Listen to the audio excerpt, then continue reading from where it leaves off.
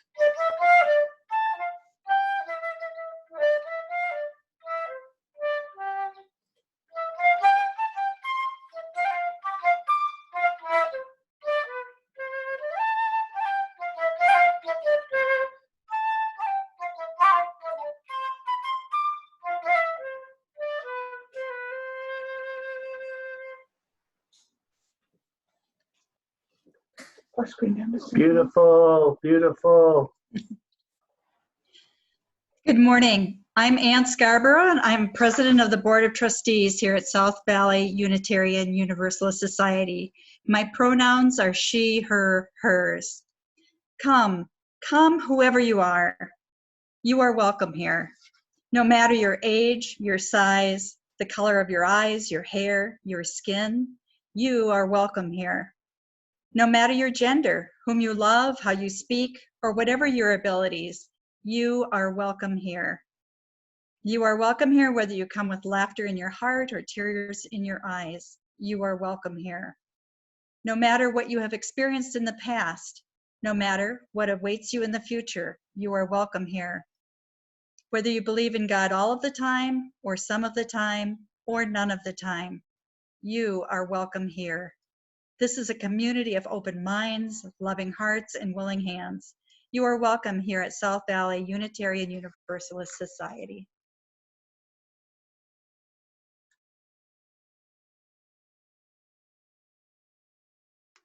Hello, everybody. 1 second, I am working to fix that. And so I am very excited to be here with all of you this morning and thrilled for the new life of the South Valley and your congregational life together. Welcome to South Valley Unitarian Universalist Society meeting online. All are welcome here, as Ann Scarborough just said. My name is Reverend Karen Madrone, and I am the interim minister here this year. My pronouns are she and hers. Today's service is the annual flower ceremony, and so I'm going to begin with a reading by Thomas Rhodes. We come in a variety of colors, shapes, and sizes. Some of us grow in bunches. Some of us grow alone. Some of us are cupped inward, and some of us spread ourselves out wide. Some of us are old and dried and tougher than we appear. Some of us are still in bud. Some of us grow low to the ground, and some of us stretch toward the sun. Some of us feel like weeds sometimes. Some of us carry seeds sometimes. Some of us are prickly sometimes. Some of us kind of smell right now, and all of us are beautiful. What a bouquet of people we are. Our in-gathering song will be sung by John Berquist, and it is song number 61 in our hymnal, Lo, the Earth Awaketh Again.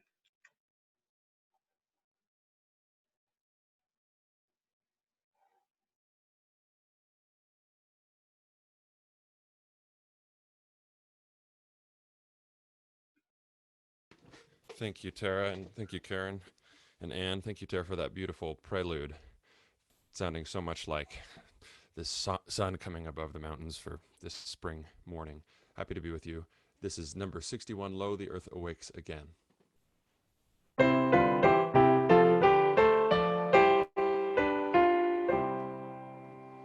Lo, the earth awakes again. Alleluia. From the winter's bond and pain. Alleluia.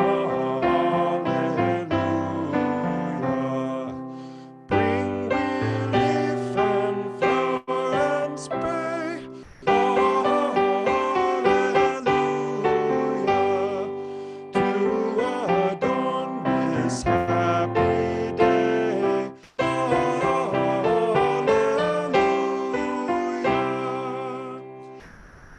Once again the word comes true. Alleluia. All the earth shall be made new. Alleluia. Now the dark cold days are o'er. Alleluia. Spring and gladness are before. Alleluia.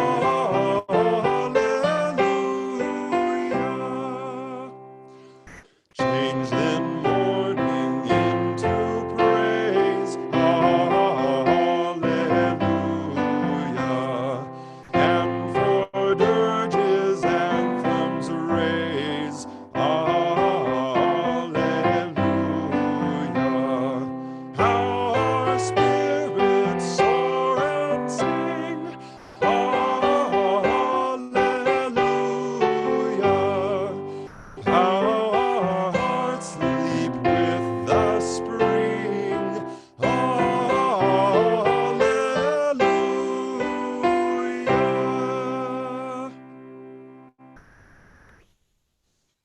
Beautiful, John. Thank you so much.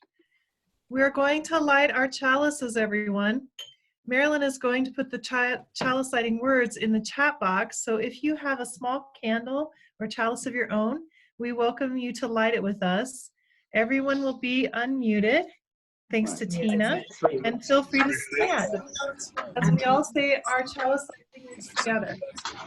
Light this chalice for the warmth of love, for the light of truth, the energy of action. Of you. Your name, okay? Good to hear, everyone. We will mute again now for a while.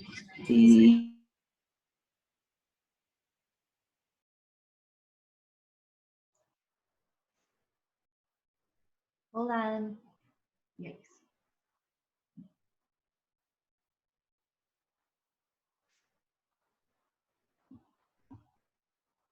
We are there together. We are together in spirit. Brenda, you need to repeat that because you are muted.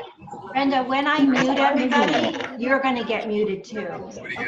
Well, let's start that over.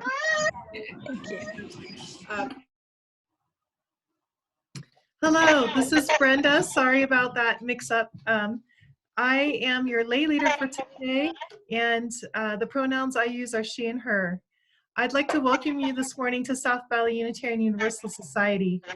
Maureen and I are lucky enough to have a painting by George Melling here behind me of our beautiful building. And though we're not there together today, we are together here on Zoom, which is, I'm so glad that we can do this during the pandemic. We are an intentionally diverse religious community and all are welcome here. And we do want to extend an especially warm welcome to any newcomers who are with us for the first time. We're so glad you found us. And we would love to get to know you, and our greeter today, Marilyn, is going to drop our connection card into the chat box for any of our newcomers. So please do use that to start connecting to our community. And this really is a caring and supporting community. Maureen and I have been part of it for 30-something years. During this time of physical distancing, we are working to be creative in how we continue to take care of each other. And so a group of members are actively reaching out to folks in our community and will continue to do so while we're in this pandemic. The pastoral care card is on our website if you'd like to let us know something that you're needing. And also Marilyn is going to put that in the chat box as well right now. And all of our online services are intergenerational, and there's going to be a wonderful story here in a moment from our DRE, Rebecca Britt. There are also religious exploration gatherings taking place in a separate time most weeks. And to find out more about those, look at the Happenings newsletter and also contact Rebecca, our Director of Religious Exploration, at her email address, and Marilyn is dropping that into the chat box for you. To keep updated on activities that are part of our South Valley community, we encourage you to use the Google Calendar on our website. And then if there are activities that aren't reflected there that you know of, or that you want to host a group, please use the reservation form that's on the website. And though we are physically separate, we will use many ways to stay connected with one another. So now we're going to share the warmth of our community. Again, we will all be unmuted, and please use the chat box to say hello from wherever you might be, so we see where we're all coming from and joining one another today. And so, Tina, if you'll unmute. Hi, everybody. Everyone. Happy Mother's Day. Happy Mother's Day. Hi, everyone. Hi, Maureen. Good morning, everybody. Hello. Happy Mother's Day. Happy Mother's Liberty Day, Wells, Richard. Sandy, Mill Creek, Happy Mother's West Day. Valley. Hey, Jesse and Ruth. Nice to see you. Hi. Someone said hi, Ruth. I know There's Bill Dobbs. Hi, Bill. they weren't. Like Mad Max. Good to see you all. You think there's a nana in there? Seemed like a good place to put them. Minneapolis too. And Holiday. Welcome. Oh, okay. It's cold in Tina. Minneapolis. Yes, it's cold in the Let's move on to our time for all ages.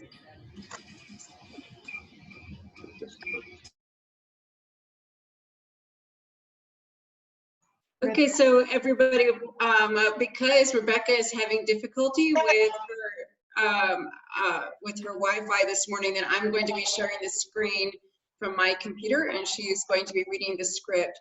And again, please make sure that you are muted. So here we go.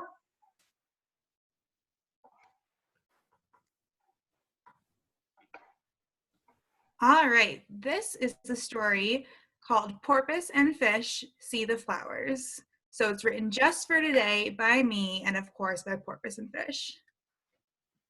Next slide. So a few days ago, I told Porpoise and Fish about our flower ceremony today. Well, how will we honor it while we're apart? Fish asked. Reverend Karen has a plan, I let him know. Fish was still suspicious. Fish always felt like he had to see things for himself before he could be sure. We haven't even seen flowers yet, Fish pointed out. So how am I supposed to understand the ceremony? Oh, I said, well, we can go outside and see some. Porpoise and Fish liked that idea a lot. Next slide. So remember, porpoise and fish live most of their life underwater. So a lot of things above the surface are new to them. Most of the time they like the new things.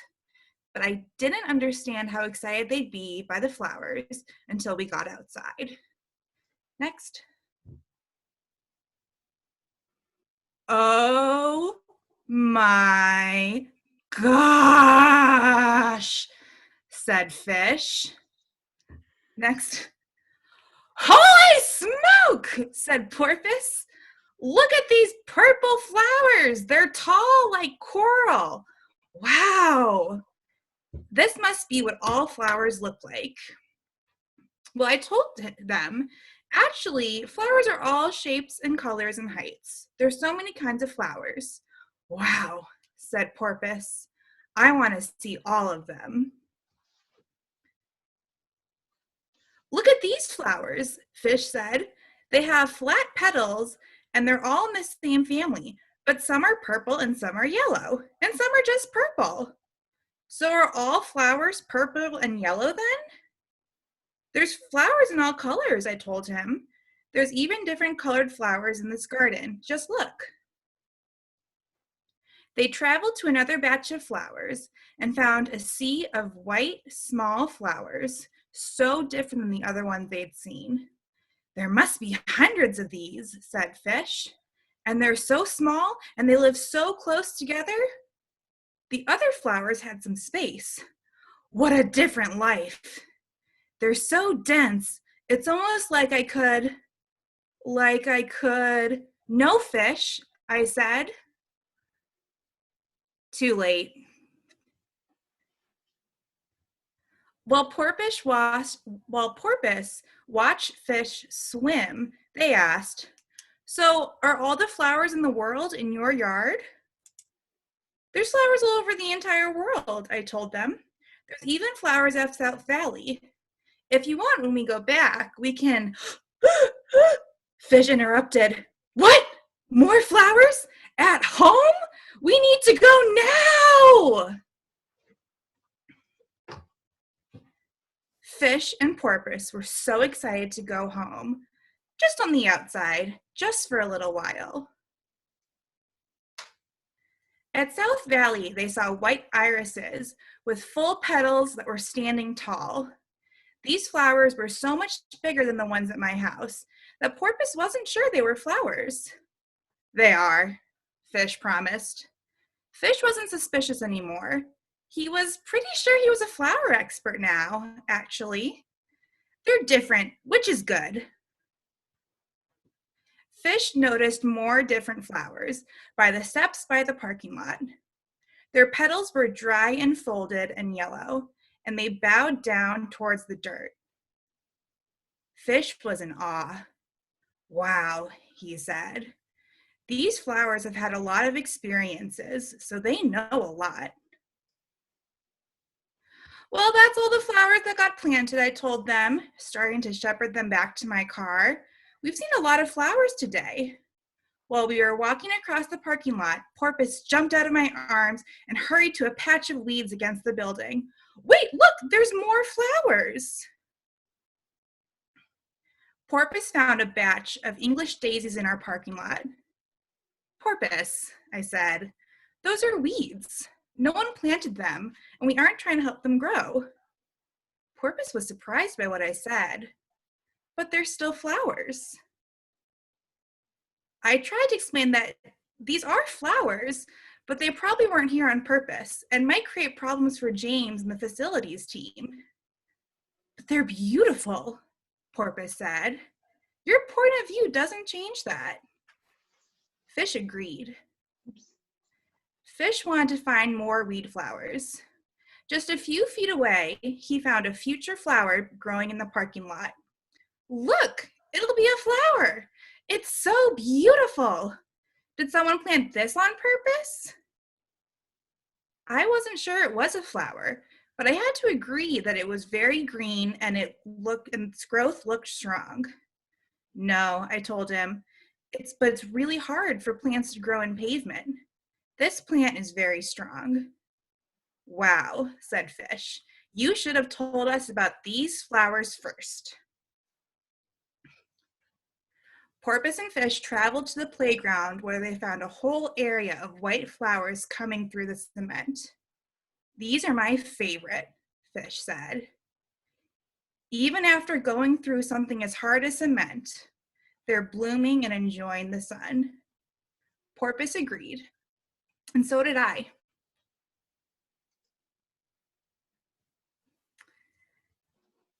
Last slide. The end. Thank you, everyone.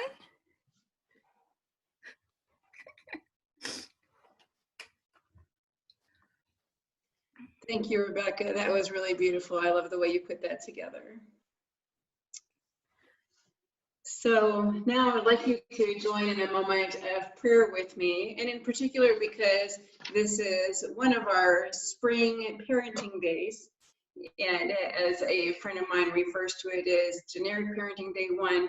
So in this prayer, I'm recognizing all of the parenting that has been happening in particular through this pandemic.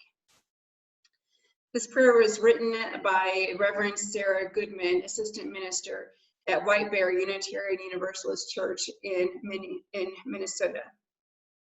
She writes, "This is a prayer for parenting in a pandemic, a prayer for the dirty laundry and piled up dishes, a prayer for dance parties and cuddle parties, for long walks and improvised science experiments, for screen time as both education and distraction.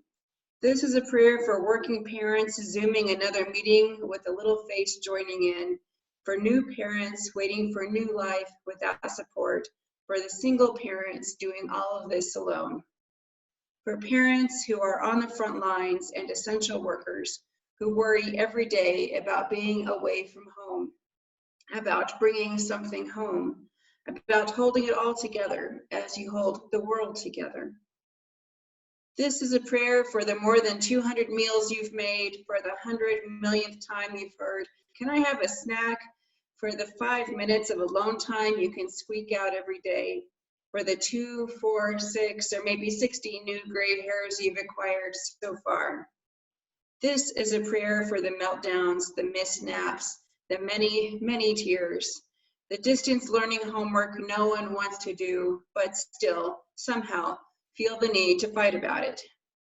This is a prayer for wondering if they will ever fall asleep, for wondering if they will ever get up, a prayer for pretending that you're enjoying yourself while you all play their favorite game. This is a prayer for all the missed milestones, for holding your child as they cry over missing their friends, missing their prom, missing their graduation. For your own tears because you can't fix this problem. This is for all the milestones still marked, the public birthday party parades and Zoom proms hosted by celebrities, the family celebrations of learning to walk, and the first lost tooth, the private personal celebrations of the many ways you've watched your children grow and mature right close up. This prayer is for all the newly formed family bands and midday pajama-clad dance parties, for all the backyard bathing, for the new trampolines, new bikes, new play structures. A prayer for inside obstacle courses and learning to make new crafts, for all the pets that have joined new families. This is a prayer for bonding and breaking, for togetherness and too much togetherness. This is a prayer for love, for anger, for grief, for time out of time. This is a prayer for parenting in a pandemic.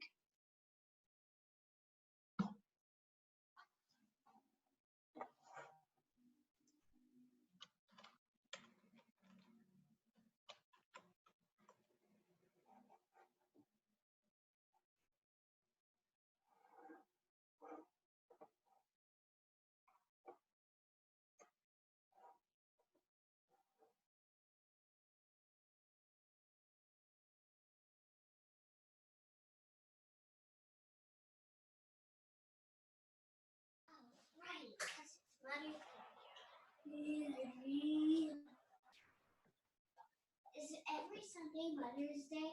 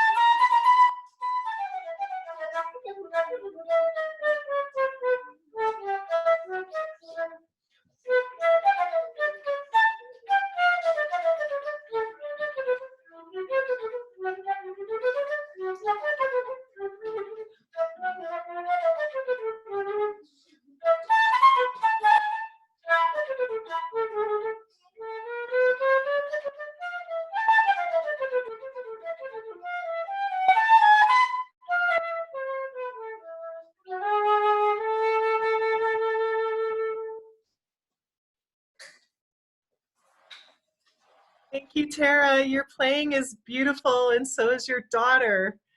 And you too, Tyler. We're now going to do our offertory.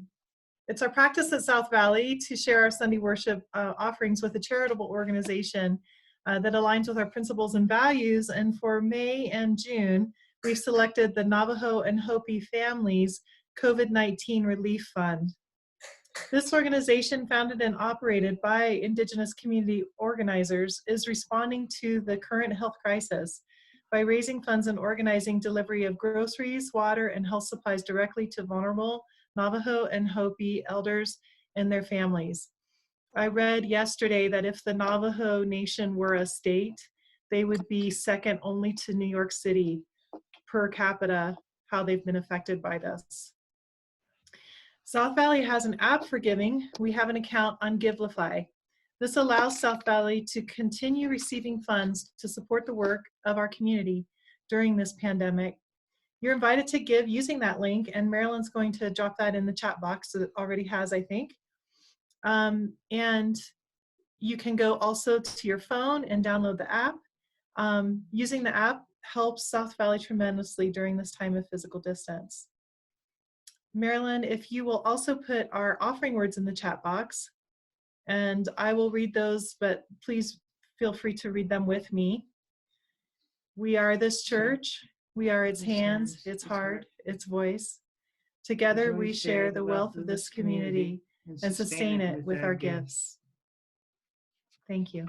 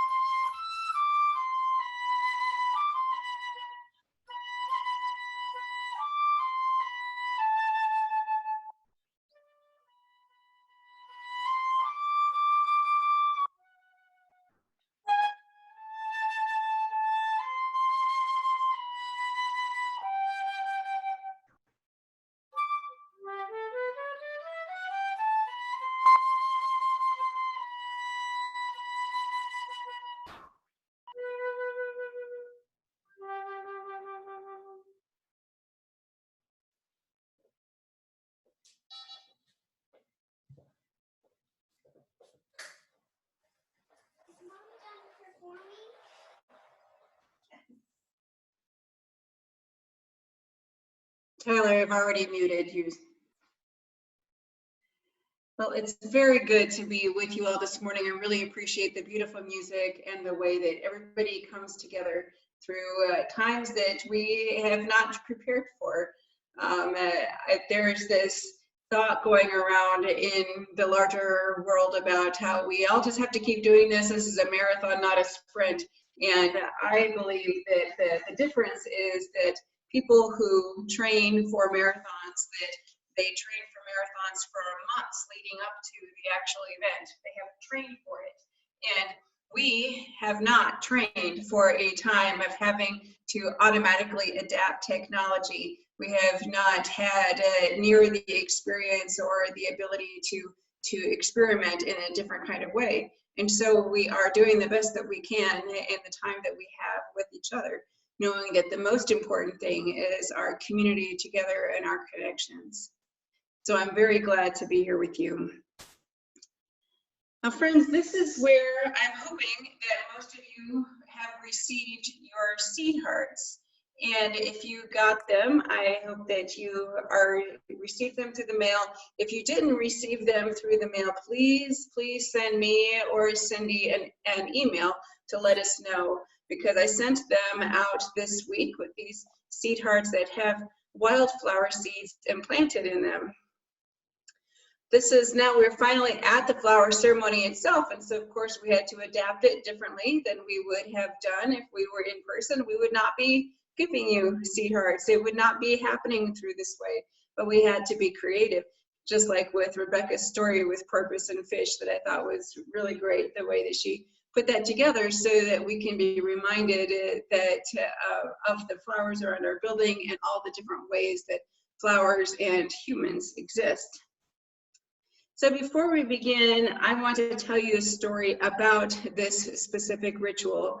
There are many mythologies in religion, and one of our stories that is handed down every year and repeated over and over again is the story of our flower ceremony. The Unitarian Universalist Flower Communion service, and some call it ceremony or communion, whichever words it feels most comfortable, which we are about to celebrate, was originated in 1923 by Dr. Norbert Čapek, founder of the modern Unitarian movement in Czechoslovakia. On the last Sunday before the summer recess of the Unitarian Church in Prague, all the children and adults participated in this colorful ritual, which gives concrete expression to the humanity-affirming principles of our liberal faith. When the Nazis took control of Prague in 1940, they found Dr. Čapek's gospel of the inherent worth and beauty of every human person to be, as Nazi court recorders show, too dangerous for the Reich to allow him to continue to live. Dr. Čapek was sent to Dachau, where he was killed the next year during a Nazi medical experiment. This gentle man suffered a cruel death, but his message of human hope and decency lives on through his flower communion, which is widely celebrated today. It is a noble and meaning-filled ritual which we are about to recreate. This service includes an original prayer of Dr. Čapek to help us remember the principles and dreams for which he died. When congregations celebrate this ceremony in person, usually everyone brings flowers to the congregation itself. And I always love this because different flowers appeal to different people. Or sometimes when I was doing this myself, and I might pick up flowers, and I might buy flowers like on the way there at the grocery store, and I might just be bringing in what I could get that morning. Sometimes it's intentional, sometimes it's about the colors I like, but when you get there, then at some congregations, and I'll have a table that has all these different vases, and people put them all together. And so all of these different flowers they weren't planned for their colors. Like if you saw a beautiful bouquet where the person who created them said, oh, these beautiful ones go together in this nice, beautiful thing. No, instead what happens at a flower ceremony is all of these flowers that look like they don't go together at all, and yet they do. It's really an amazing ritual because everybody comes in just like the humans coming into the room itself. And you would think that, what are all these different types of people doing here together? And yet it still works. And so people usually bring them in, and then at the end, when we have the actual ceremony itself, and people come up and pick up a flower that they did not bring, and then take that home with them as something that they took with them for the rest of their day. And it's kind of a blessing that they are taking when they leave the service itself. Norbert Chapek created this ritual because he wanted his congregation to have a reminder of beauty and strength, even in difficult times. They were still a community, even among many different beliefs and backgrounds. He saw their potential and everything that they could be together. His wife, Maya, brought this ritual to congregations in New York City, and then it spread from there, so that now most UU congregations celebrate this ritual when flowers are in season in their geographic area. And I learned that because my home congregation in North Carolina always celebrated this in April. And when I moved to New York City, then I found that they celebrated it later in May, like this. And I didn't understand why. And then it finally occurred to me, it's because flowers aren't in season as early in New York as they are in North Carolina. And so it's one of our differences even among UU congregations, where we can have a ritual and still have variations among our different congregations. When I was a student at Union Theological Seminary in New York, my cohort of UU students led a flower ceremony for all of the students at Union who were very, very different belief systems. And yet this was one of the things that my UU cohort did. We led a water ceremony, we led a different type of ceremony earlier in the spring, and every year we led a flower ceremony. So we knew we couldn't have the expectation that these graduate students would bring flowers to the chapel service.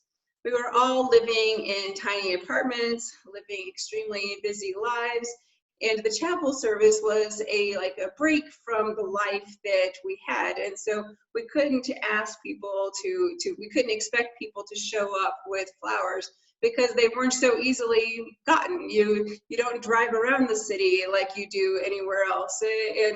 Everything in the city takes a lot more effort. So we're like, well, what can we do that we can remove that expectation?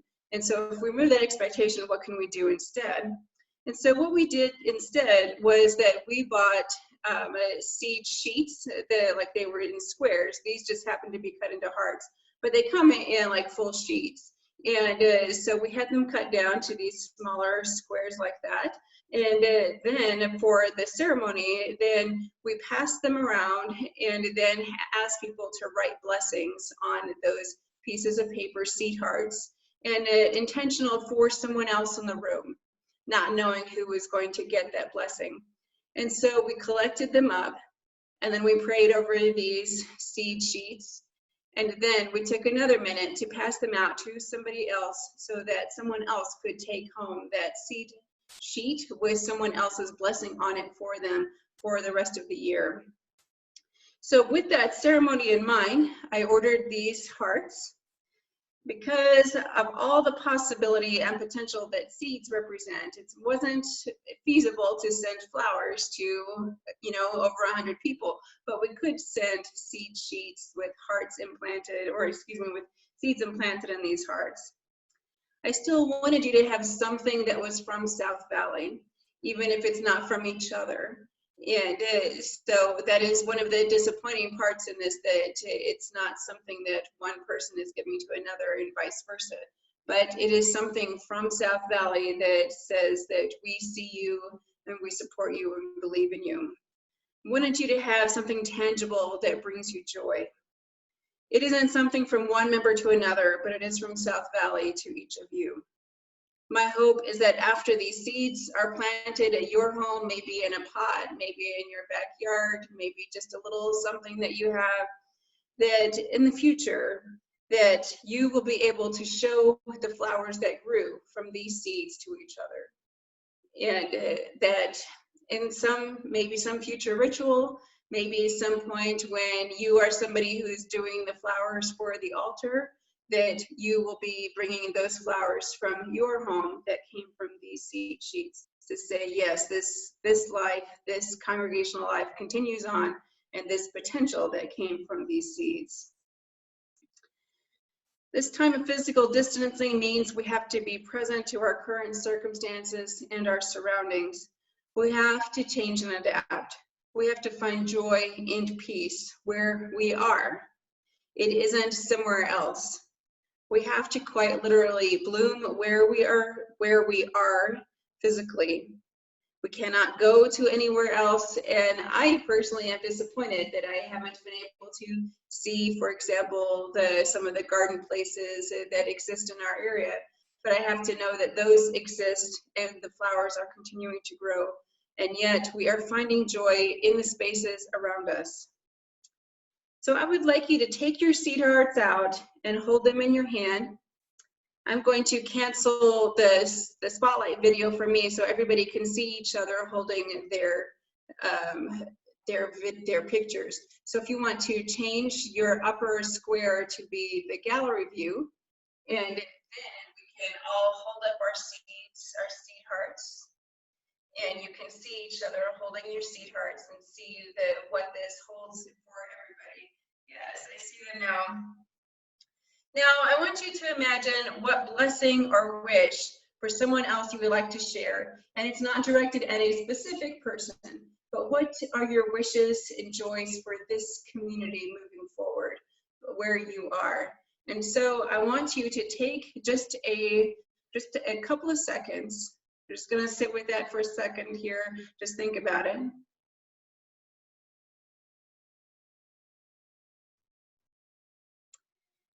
And now write out what your wishes or blesses for this community in the chat box. And then I will read out to them as fast as I can. So please go ahead and write them out for each other.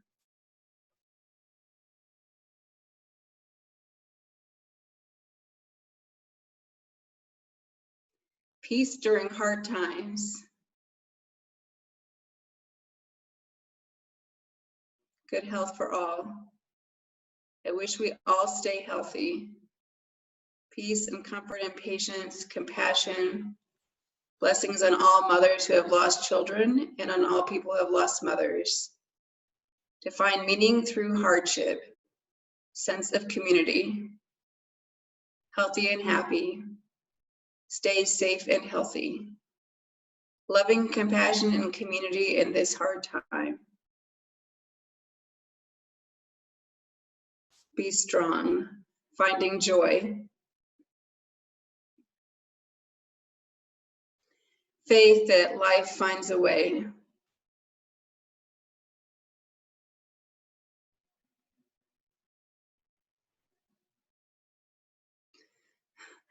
Paula says, help me run my marathon. She must have a marathon coming up soon. Maintain hope. Cooperation. Prophetic voices.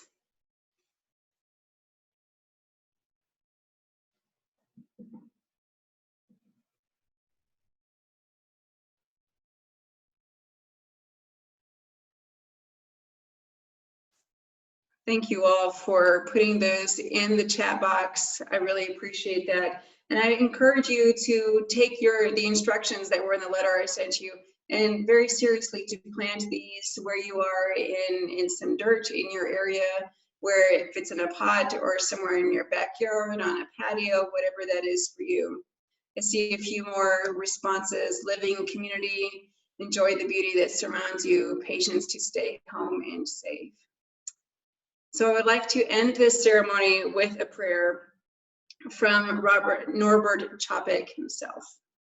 And please remember that this was probably written in around 1940.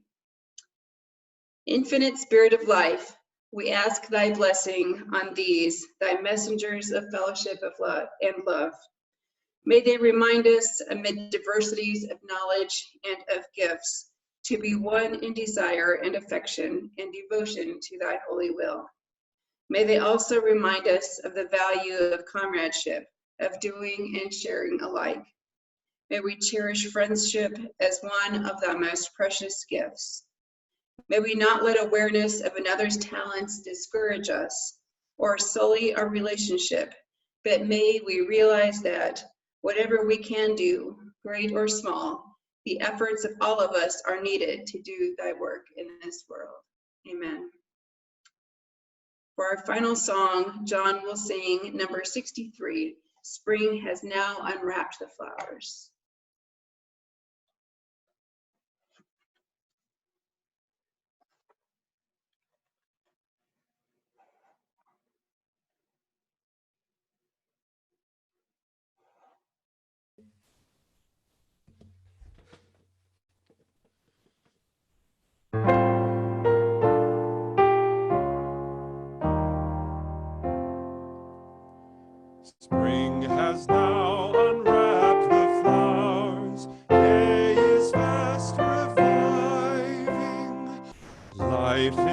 all her growing powers toward the light is striving.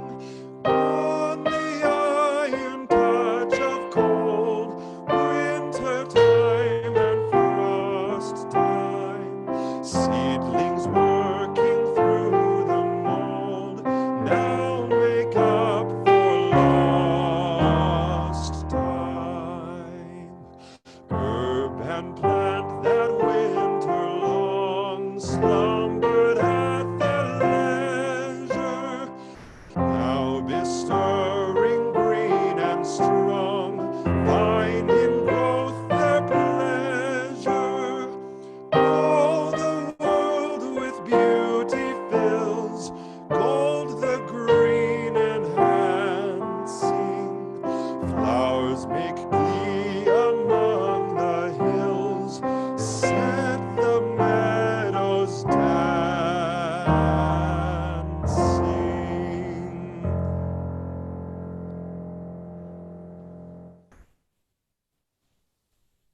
Oh, beautiful, John. Thank you.